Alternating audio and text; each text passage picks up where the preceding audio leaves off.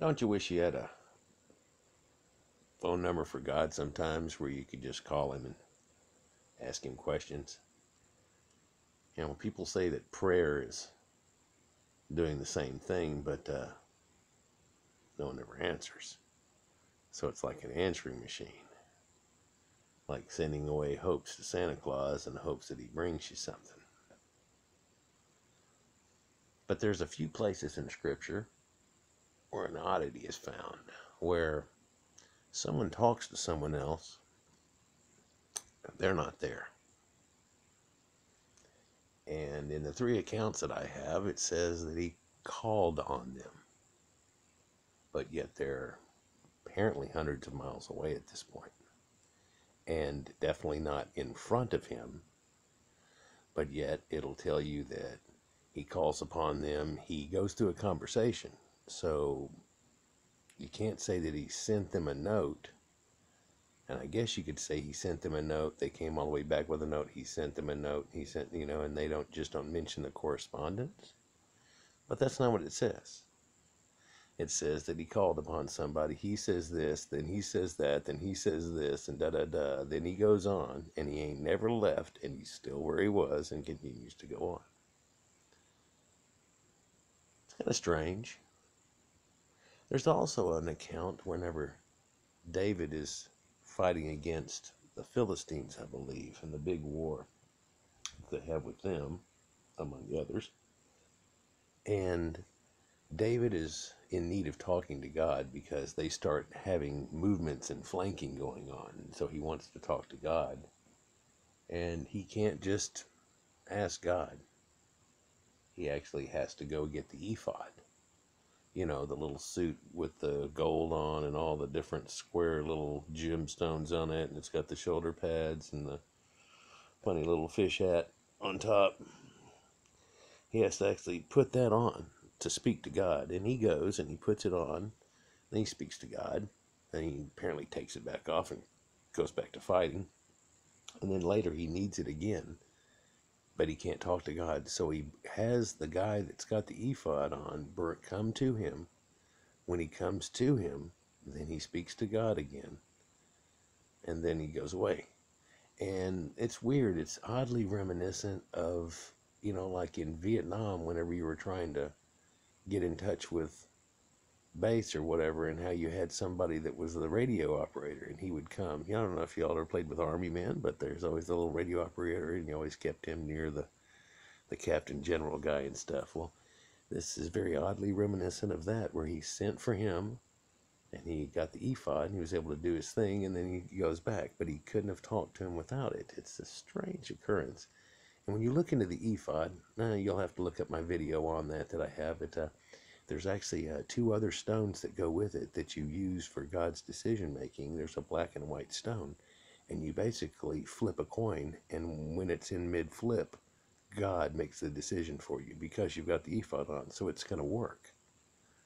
So all these times they go to war or not, or kill all the women and children or not, and things like that are all based on coin flips that they do with the ephod. But let's look at one of these occurrences here of whenever they actually use a phone. So in 2 Samuel 21:2, the king called the Gibeonites and he spoke to them. Now, the Gibeonites are far away. They're in the Amorite land. And or there, but he doesn't talk to him. Listen, I know I'm reaching here. It could be that they sent for the guy. He came, he talked to him, and he left. This is not relegated at all. He talks to the guy from afar. And then he goes on. So the strange thing about this is that whenever I was looking at this, whenever he does speak to him from afar, they tell you something here. The Gibeonites. So let's see, Eon, on, when they put it on the end of something, is like the people of or whatever, right? So these were, and ites are of a land. So they're trying to tell you here that this is actually the Amorites. He says right here that the Gibeonites were not sons of Israel, so they're not part of it, but they were a remnant of the Amorites. And the sons of Israel made a covenant with them, but Saul had sought to kill them in his zeal for his sons of Israel and Judah. So he was still mad at them after they decided to make a pact with him. He was willing to ruin the pact pretty much, which is not cool to do, but let's continue here. What's weird about this is there's a place called Gibeon, but it no longer exists. And there's a place where the Amorites live, and it no longer exists either. And there was a good period of time whenever they were in the land of the Amorites, and that's where they make a big decision on whether they're going to worship the gods of old or the new gods where they're standing, which would have been in the Canaanite land, the land of the Amorites. And so that's what they end up deciding to worship too. He says, as for us, I'm going to go with Yahweh. And this is the point whenever they switch over, finally, after all of these things. Well, you find that they supposedly tried to switch to Yahweh 3 times. And I'm telling you now that my research and discovery has found out that no, that doesn't actually happen until the end of things. But I digress. It's an attempt of things to happen, and the name changes at the end, and then they go back and change all the names before that to Lord and Yahweh, Lord and Yahweh, Lord and Yahweh, and they get rid of all the other names. What's interesting about 2 Samuel here, though, is that it tells you that there was a famine in the days for 3 years, year after year, and David sought the presence of the Lord, and the Lord said, it is for Saul and his bloody house, because he put the Gibeonites to death. So the king called the Gibeonites and spoke to them. And so look at this, right here. But the main thing, and check this out. If you just go back to 2 Samuel 24:1, it'll tell you, this is an important part here, that now again the anger of the Lord burned against Israel, and he incited David against them to say, go and number Israel and Judah.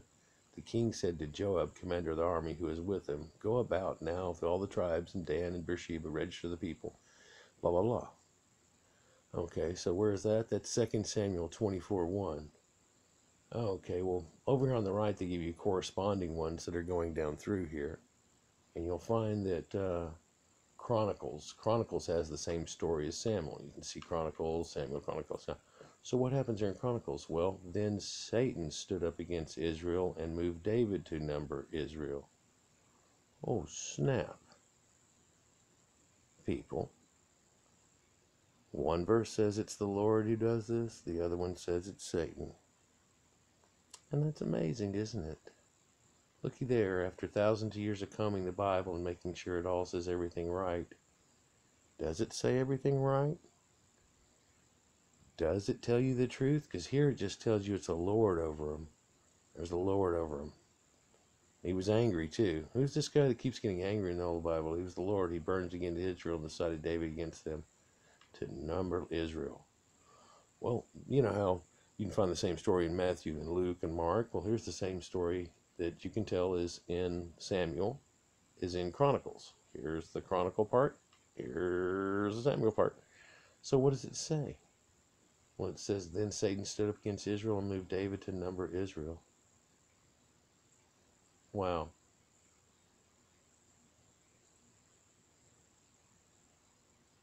David did not count those 20 years of age and under, because the Lord had said he would multiply Israel as the stars of heaven.